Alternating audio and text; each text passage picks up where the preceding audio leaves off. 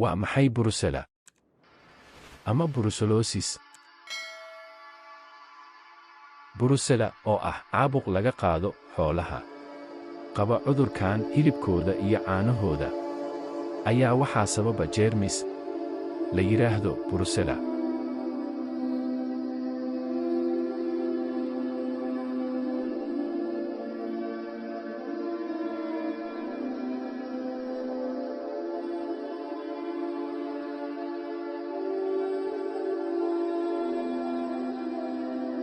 Calaamadaha cudurkan waxaa ka mid ah dhidid,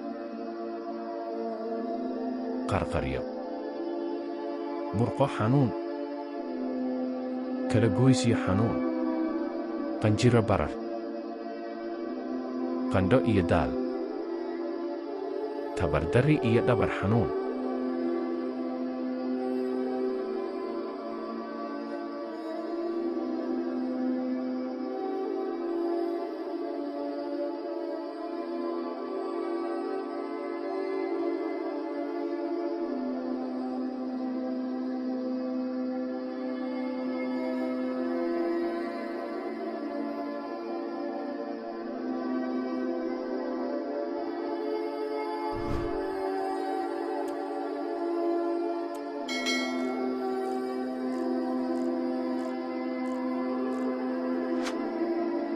Diagnosis.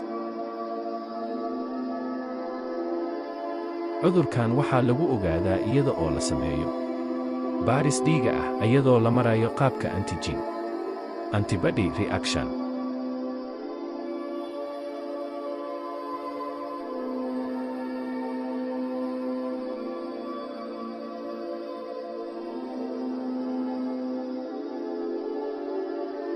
Waxa aad haysataa antigen diyaarsan, waxa aad ku daraysaa serum, waxa aadna fiirinaysaa falgalka dhacaya.